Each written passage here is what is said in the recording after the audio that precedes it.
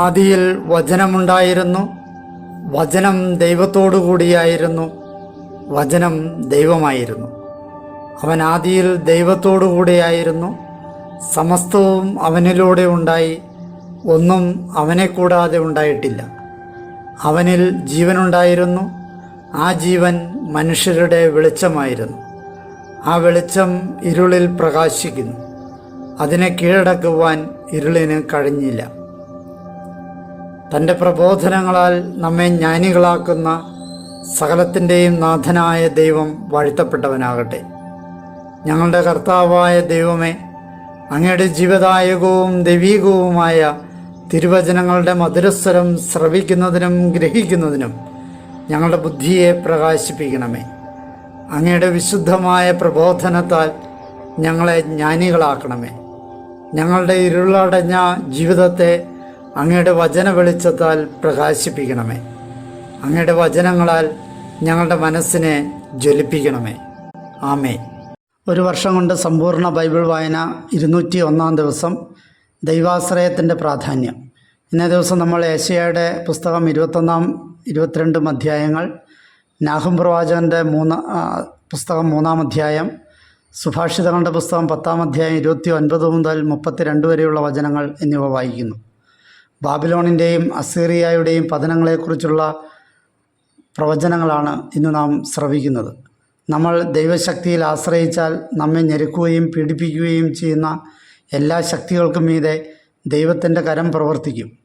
ജീവിതത്തിൻ്റെ ക്ഷേമത്തിനും നവീകരണത്തിനുമായി നമ്മളാൽ ചെയ്യാൻ കഴിയുന്നതെല്ലാം ചെയ്യാനുള്ള വിവേകവും ജാഗ്രതയും കൃപയും തന്ന് നമ്മെ അനുഗ്രഹിക്കാൻ പ്രാർത്ഥിക്കണമെന്ന് തിരുവചനം നമ്മെ ഓർമ്മപ്പെടുത്തുന്നു. ഏശയ്യായുടെ പുസ്തകം 21 അധ്യായം. ബാബിലോണിൻ്റെ പതനം. സമുദ്രതീരത്തെ മരുഭൂമിയെക്കുറിച്ചുള്ള വെളിപാട്. നെഗബിൽ കൊടുങ്കാറ്റ് വീശുന്നത് പോലെ അത് മരുഭൂമിയിൽ നിന്ന് ഭയാനകമായ ദേശത്തു നിന്ന് വരുന്നു. കഠിനമായൊരു ദർശനം എന്നോട് വിവരിക്കപ്പെട്ടു. ഒറ്റുകാരൻ ഒറ്റുകയും വിനാശകർ നശിപ്പിക്കുകയും ചെയ്യുന്നു. ഏലാം, നീ കയറി ചെല്ലുക. മേദിയ, നീ ഉപരോധിക്കുക. അവൾ നിമിത്തമുള്ള നെടുവീർപ്പുകൾക്കെല്ലാം ഞാൻ അറുതി വരുത്തും. അതിനാൽ എൻ്റെ അരക്കെട്ട് കഠിനവേദന കൊണ്ട് നിറഞ്ഞിരിക്കുന്നു. ഈറ്റുനോവിന് തുല്യമായ വേദനകൾ എന്നെ പിടികൂടിയിരിക്കുന്നു. കേട്ടപ്പോൾ ഞാൻ കുനിഞ്ഞുപോയി, അത് കണ്ടപ്പോൾ ഞാൻ സംഭ്രമിച്ചു. എൻ്റെ ഹൃദയം പതറി, ഭീതി എന്നെ കീഴ്പ്പെടുത്തി. ഞാൻ ആഗ്രഹിച്ച സന്ധ്യാദീപ്തി അവൻ എനിക്ക് ഭീതിതമാക്കി മാറ്റി. മേശ ഒരുക്കുക, പരവതാനി വിരിക്കുക, ഭക്ഷിക്കുക, പാനം ചെയ്യുക. സേനാധിപന്മാരെ എഴുന്നേൽക്കുവിൻ, പരിചമിനുക്കുവിൻ. എന്തെന്നാൽ നാഥൻ എന്നോട് ഇപ്രകാരം അരുളി ചെയ്തു, നീ പോയി ഒരു കാവൽക്കാരനെ നിയോഗിക്കുക. അവൻ കാണുന്നത് അറിയിക്കട്ടെ.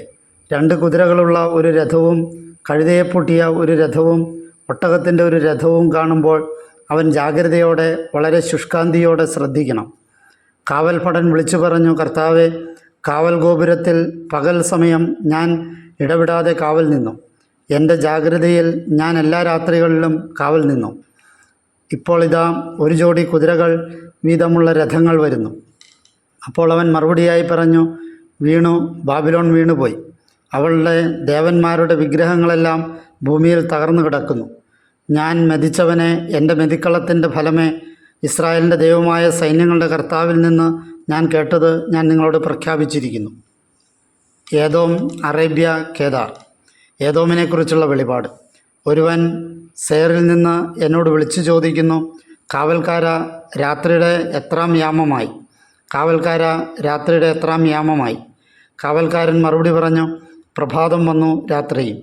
നിങ്ങൾക്ക് ചോദിക്കണമെങ്കിൽ ചോദിക്കുവിൻ, തിരികെ വരുവിൻ, വന്നുകൊള്ളുവിൻ. അറേബ്യയെക്കുറിച്ചുള്ള വെളിപാട്. ദദാന്യരായ സാർദ്ധവാഹകരെ, അറേബ്യയിലെ കുറ്റിക്കാട്ടിൽ നിങ്ങൾ രാത്രി കഴിക്കും. തേമാൻ ദേശത്ത് വസിക്കുന്നവരെ, ദാഹിക്കുന്നവനെ ജലം കൊണ്ടുവന്ന് എതിരേൽക്കുവിൻ. പലായനം ചെയ്യുന്നവനെ അപ്പവുമായി കണ്ടുമുട്ടുവിൻ. എന്തെന്നാൽ വാളുകളിൽ നിന്നും, ഊരിയ വാളിന് മുന്നിൽ നിന്നും, കുലച്ച വില്ലിന് മുന്നിൽ നിന്നും, കഠിന യുദ്ധത്തിൻ്റെ മുന്നിൽ നിന്നും പലായനം ചെയ്തവരാണ് അവർ. എന്തെന്നാൽ നാഥൻ എന്നോട് ഇപ്രകാരം അരുൾ ചെയ്തു, കൂലിക്കാരുടെ വർഷക്കണക്കനുസരിച്ച് ഇനിയും 1 വർഷത്തിനുള്ളിൽ കേദാറിൻ്റെ സർവപ്രതാപവും അവസാനിക്കും. കേദാർ പുത്രന്മാരിൽ ശേഷിക്കുന്ന വില്ലാളി വീരന്മാരുടെ എണ്ണം നിസ്സാരമായിരിക്കും. കാരണം ഇസ്രായേലിൻ്റെ ദൈവമായ കർത്താവ് അരുൾ ചെയ്തിരിക്കുന്നു. യെശയ്യായുടെ പുസ്തകം 22-ാം അധ്യായം. ജെറൂസലേമിൻ്റെ മേൽ വിധി. ദർശനത്തിൻ്റെ താഴ്വരയെക്കുറിച്ചുള്ള വെളിപാട്. നിങ്ങളെല്ലാം പുരമുകളിൽ കയറാൻ മാത്രം നിങ്ങൾക്കെന്ത് സംഭവിച്ചു? കോലാഹലം നിറഞ്ഞ മർമ്മര നഗരമേ, ഉല്ലസിത പട്ടണമേ, നിങ്ങളുടെ വധിക്കപ്പെട്ടവർ വാളിനിരയായവരോ യുദ്ധത്തിൽ മരിച്ചവരോ അല്ല. നിന്റെ അധിപന്മാരെല്ലാവരും ഒരുമിച്ച് ഒളിച്ചോടിയിരിക്കുന്നു. വില്ല് ഉലയ്ക്കാതെ തന്നെ അവർ ബന്ധിക്കപ്പെട്ടിരിക്കുന്നു. വിദൂരത്തേക്ക് പലായനം ചെയ്തെങ്കിലും നിങ്ങളിൽ കണ്ടെത്തിയവരെയെല്ലാം ഒന്നിച്ച് അവർ തടവുകാരാക്കി. അതിനാൽ ഞാൻ പറഞ്ഞു, എന്നിൽ നിന്ന് ദൃഷ്ടി മാറ്റുക, ഞാൻ കൈപ്പോടെ കരയട്ടെ. എൻ്റെ ജനത്തിൻ്റെ പുത്രിയുടെ നാശത്തെ പ്രതി എന്നെ ആശ്വസിപ്പിക്കാൻ ആരും തിടുക്കം കൂട്ടണ്ട.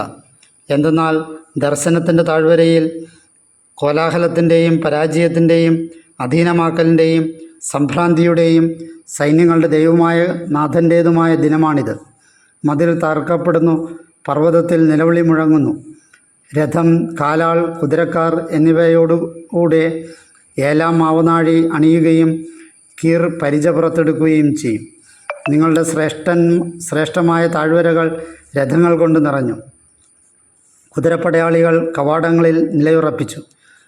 അവൻ യൂദായുടെ ആവരണം എടുത്തുമാറ്റി. അന്നു നിങ്ങൾ കാനന മന്ദിരത്തിലെ ആയുധങ്ങളിലേക്ക് നോക്കി. ദാവീദിൻ്റെ നഗരത്തിൻ്റെ പിളർപ്പുകൾ അനവധിയാണെന്ന് നിങ്ങൾ കണ്ടു. താഴത്തെ കുളത്തിലെ ജലം നീ സംഭരിച്ചു.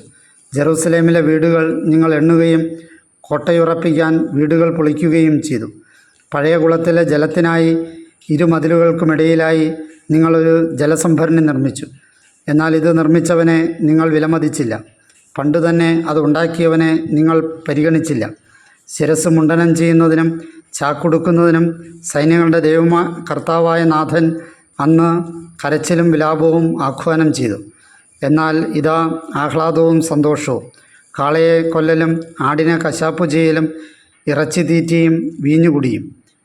നമുക്ക് തിന്നുകയും കുടിക്കുകയും ചെയ്യാം, കാരണം നാളെ നമ്മൾ മരിക്കുമെന്ന് അവർ പറയുന്നു. സൈന്യങ്ങളുടെ കർത്താവ് എൻ്റെ കാതിൽ വെളിപ്പെടുത്തി, നിങ്ങൾ മരിക്കുന്നതുവരെ ഈ അകൃത്യം നിങ്ങളോട് ക്ഷമിക്കപ്പെടുകയില്ല. സൈന്യങ്ങളുടെ കർത്താവായ നാഥൻ ഇത് അരുൾ ചെയ്തിരിക്കുന്നു. ഷെബ്നായ്ക്ക് താക്കീത്. സൈന്യങ്ങളുടെ കർത്താവായ നാഥൻ ഇപ്രകാരം അരുൾ ചെയ്യുന്നു, നീ ചെന്ന് കൊട്ടാരം വിചാരിപ്പുകാരനായ ഷെബ്നായോട് ചോദിക്കുക, നിനക്ക് ഇവിടെ എന്ത് കാര്യം? ഉയരത്തിൽ തൻ്റെ കുടീരം തുരക്കുന്ന, പാറയിൽ വാസസ്ഥലം കൊത്തിയുണ്ടാക്കുന്ന, ഇവിടെ സ്വന്തം ശവകുടീരം തുരന്നിരിക്കുന്ന നിനക്ക് ഇവിടെ ആരാണുള്ളത്? മനുഷ്യ, ഇതാ കർത്താവ് നിന്നെ ഊക്കോടെ വലിച്ചെറിയുന്നു. അവിടുന്ന് നിന്നെ തീർച്ചയായും വരിഞ്ഞുകെട്ടും. അവിടുന്ന് നിന്നെ ഒരു പന്ത് പോലെ വിശാലമായ ദേശത്തേക്ക് ചുരുട്ടിക്കൂട്ടും. അവിടെ നീ മരിക്കും. നിൻ്റെ പ്രൗഢരഥങ്ങൾ നിൻ്റെ യജമാനൻ്റെ ഭവനത്തിന് അപമാനമായി അവിടെ ഉണ്ടായിരിക്കും. നിൻ്റെ പദവിയിൽ നിന്ന് നിന്നെ ഞാൻ നിഷ്കാസനം ചെയ്യും. നിൻ്റെ ചുമതലയിൽ നിന്ന് നിന്നെ ഞാൻ താഴെയിറക്കും. അന്ന് ഞാൻ എൻ്റെ ദാസൻ ഹിൽക്കിയായുടെ പുത്രനായ എലിയാക്കിമിനെ വിളിച്ചു വരുത്തും. നിൻ്റെ അങ്കി അവനെ ഞാൻ ധരിപ്പിക്കും. നിൻ്റെ അരപ്പട്ട കൊണ്ട് ഞാൻ അവനെ ശക്തിപ്പെടുത്തും. നിൻ്റെ അധികാരം ഞാൻ അവൻ്റെ കരങ്ങളിൽ ഏൽപ്പിക്കും. ജെറുസലേം നിവാസികൾക്കും യൂദാഭവനത്തിനും അവൻ പിതാവായിരിക്കും. ദാവീദ് ഭവനത്തിൻ്റെ താക്കോൽ അവൻ്റെ തോളിൽ ഞാൻ വെച്ചു കൊടുക്കും. അവൻ തുറന്നാൽ ആരും അടയ്ക്കുകയോ അവൻ അടച്ചാൽ ആരും തുറക്കുകയോ ഇല്ല. ഉറപ്പുള്ള സ്ഥലത്ത് ഒരാണി പോലെ ഞാൻ അവനെ തറയ്ക്കും. അവൻ തൻ്റെ പിതൃഭവനത്തിന് മഹത്വത്തിൻ്റെ സിംഹാസനമായി തീരും. അവൻ്റെ പിതൃഭവനത്തിൻ്റെ മുഴുവൻ മഹത്വവും സന്താനങ്ങളും അവരുടെ സന്താനങ്ങളും കോപ്പ മുതൽ ഭരണി വരെ എല്ലാ ചെറുപാത്രങ്ങളും അവർ അവനിൽ തൂക്കിയിടും. ആ ദിനം സൈന്യങ്ങളുടെ കർത്താവിൻ്റെ അരുളപ്പാട് ഉറപ്പുള്ള സ്ഥലത്ത് തറഞ്ഞു കയറിയ ആണി പറഞ്ഞു പോകും. അതിന്മേലുണ്ടായിരുന്ന ഭാരം പൊട്ടി വീഴുകയും ഉടഞ്ഞു പോവുകയും ചെയ്യും. എന്നാൽ കർത്താവ് അരുൾ ചെയ്തിരിക്കുന്നു. നാഹുമിൻ്റെ പുസ്തകം 3-ാം അധ്യായം. നിനവയുടെ അക്രമങ്ങൾ. ഹാ കഷ്ടം! നഗരം രക്തരൂക്ഷിതമാണ്. അത് മുഴുവൻ വഞ്ചനയാണ്. അക്രമം നിറഞ്ഞതാണ്. കവർച്ച ഒഴിയുന്നില്ല. ചമ്മട്ടിയടിയുടെ ശബ്ദം, ചക്രങ്ങൾ ഉരുളുന്ന നാദം, കുളമ്പടിക്കുന്ന കുതിര, കുതിക്കുന്ന രഥം, ആരൂഢനാകുന്ന കുതിരപ്പടയാളി, ആഗ്നേയ ഖഡ്ഗം, മിന്നൽ പിണർ കുന്തം, നിഹതാധിക്യം, മൃതദേഹ കൂമ്പാരം, ശവങ്ങൾക്കോ പരിധിയില്ല. അവരുടെ ശവങ്ങളിൽ അവർ തട്ടിത്തടയുന്നു. ഇത് വശ്യമോഹിനിയായ ആഭിചാര വിദൂഷിയായ തൻ്റെ വേശ്യാവൃത്തി കൊണ്ട് ജനതകളെയും ആഭിചാരങ്ങൾ കൊണ്ട് വംശങ്ങളെയും വിൽക്കുന്ന ഒരു കുലടയുടെ വേശ്യാവൃത്തികളുടെ ആധിക്യം മൂലം തന്നെ. സൈന്യങ്ങളുടെ കർത്താവിൻ്റെ അരുളപ്പാട്: ഇതാ, ഞാൻ നിനക്ക് എതിരെയാണ്. ഞാൻ നിൻ്റെ പാവാട നിൻ്റെ മുഖത്തോളം അനാവരണം ചെയ്ത് ജനതകളെ നിൻ്റെ നഗ്നതയും രാജ്യങ്ങളെ നിൻ്റെ അപഹാസ്യതയും കാണിക്കും. നിൻ്റെ മേൽ അമേധ്യം എറിഞ്ഞ് ഞാൻ നിന്നെ അവമതിക്കും, അപശകുനം സമാനമാക്കുകയും ചെയ്യും. നിൻ്റെ നിരീക്ഷകരായിരുന്നവരെല്ലാം നിന്നിൽ നിന്ന് വിട്ടുമാറി പറയും: നിനവേ ശൂന്യമായിരിക്കുന്നു, അവളെ ചൊല്ലി ആര് വിലപിക്കും? നിനക്ക് വേണ്ടി ഞാൻ എവിടെ നിന്ന് ആശ്വാസകരെ അന്വേഷിക്കും? നദികളിൽ സ്ഥിതി ചെയ്യുന്ന തേബസിനേക്കാൾ മെച്ചപ്പെട്ടവളാണോ നീ? അവൾക്ക് ചുറ്റും വെള്ളമായിരുന്നു, കടൽ അവളുടെ കോട്ടയും വെള്ളം അവളുടെ മതിലും ആയിരുന്നു. എത്യോപ്യ അവളുടെ ബലമായിരുന്നു, സീമാതീയായ ഈജിപ്തും പുത്തും ലിബിയായും അവളുടെ സഹായത്തിനുണ്ടായിരുന്നു. എന്നിട്ടും അവൾ തടങ്കലിൽ വിപ്രവാസത്തിന് പോയി. മാത്രമല്ല, ഏത് തെരുവീതി കവലയിലും അവളുടെ കുഞ്ഞുങ്ങൾ നിലത്തടിക്കപ്പെട്ടു. അവളുടെ ബഹുമാന്യർക്ക് വേണ്ടി അവർ നറുക്കിട്ടു. അവളുടെ പ്രമുഖന്മാരെയെല്ലാം അവർ ചങ്ങല കൊണ്ട് ബന്ധിച്ചു. നീ തന്നെയും ലഹരി പിടിച്ച് സ്വയം ഒളിക്കുന്നവളാകും. നീ തന്നെയും ശത്രുവിൽ നിന്ന് അഭയമന്വേഷിക്കും. നിൻ്റെ കോട്ടകളെല്ലാം ആദ്യഫലങ്ങളോടുകൂടിയ അത്തിവൃക്ഷങ്ങളായിരിക്കും. കുലുക്കപ്പെട്ടാൽ അവ ഭോക്താവിൻ്റെ വായിൽ തന്നെ പതിക്കും. ഇതാ, നിൻ്റെ മധ്യയുള്ള നിൻ്റെ ശത്രുക്കൾക്ക് നിൻ്റെ ജനം സ്ത്രീകളാണ്. നിൻ്റെ ദേശത്തിൻ്റെ കവാടങ്ങൾ മലർക്കെ തുറക്കപ്പെട്ടിരിക്കുന്നു. നിൻ്റെ ഓടാമ്പലുകളെ അഗ്നി വിഴുങ്ങിയിരിക്കുന്നു. ഉപരോധത്തിനു വേണ്ടി സ്വയം നീ വെള്ളം കോരുക. നിൻ്റെ കോട്ടകൾ ബലപ്പെടുത്തുക. ചെളിയിലെത്തി കളിമണ്ണിൽ ചവിട്ടിക്കുഴയ്ക്കുക. ഇഷ്ടികച്ചൂള ബലപ്പെടുത്തുക. അവിടെ അഗ്നി നിന്നെ വിഴുങ്ങും, വാൾ നിന്നെ വെട്ടിവീഴ്ത്തും. വെട്ടുക്കിളി പോലെ അത് നിന്നെ തിന്നൊടുക്കും. വെട്ടുക്കിളിയെപ്പോലെ വർദ്ധമാനമാകുക, വിട്ടിലിനെ പോലെ വർദ്ധമാനമാകുക. ആകാശ നക്ഷത്രങ്ങളെക്കാൾ അധികമായി നീ നിൻ്റെ വ്യാപാരികളെ വർദ്ധിപ്പിച്ചു. വെട്ടുക്കിളി ചിറകു വിരിച്ചു പറക്കുന്നു. നിൻ്റെ വാടക സൈനികർ വീട്ടിൽ കൂട്ടം പോലെയും നിൻ്റെ സൈന്യാധിപന്മാർ ശൈത്യദിനം വേലികളിൽ അടിയുന്ന ചീവീടിൻ പറ്റം പോലെയുമാണ്. സൂര്യനുദിക്കുമ്പോൾ അവ പറന്നു പോകുന്നു. അതിൻ്റെ സ്ഥലം അജ്ഞാതമത്രേ. അവ എവിടെ? അസീറിയ രാജാവേ, നിൻ്റെ ഇടയന്മാർ ഉറങ്ങുന്നു, നിൻ്റെ പ്രഗത്ഭർ മയങ്ങുന്നു. ഒരുമിച്ച് കൂട്ടാൻ ആരുമില്ലാതെ നിൻ്റെ ജനം മലമുകളിൽ ചിതറിക്കപ്പെട്ടിരിക്കുന്നു. നിൻ്റെ ക്ഷതത്തിന് ശമനമൊന്നുമില്ല, നിൻ്റെ മുറിവ് പൊറുക്കാത്തതാണ്. നിൻ്റെ വാർത്ത കേൾക്കുന്നവരെല്ലാം നിനക്കെതിരെ കൈയടിക്കും. എന്നാൽ നിൻ്റെ ദ്രോഹം നിരന്തരമായി ആർക്കുമീതെയാണ് കടന്നു പോകാത്തത്. സുഭാഷിതങ്ങളുടെ പുസ്തകം 10-ാം അധ്യായം 29 മുതൽ 32 വരെയുള്ള വചനങ്ങൾ. കർത്താവിൻ്റെ വഴി നിഷ്കളങ്കമാണ്, ദുർഗമമാണ്. തെറ്റ് ചെയ്യുന്നവർക്കാകട്ടെ നാശവും. നീതിമാൻ ഒരിക്കലും ഒട്ടും കുലുങ്ങുകയില്ല, ദുഷ്ടരോ ഭൂമി വാസസ്ഥാനമാക്കുകയില്ല. നീതിമാൻ്റെ വായ് ജ്ഞാനം മൊഴിയുന്നു, നികൃഷ്ടതയുടെ നാവ് വിച്ഛേദിക്കപ്പെടും.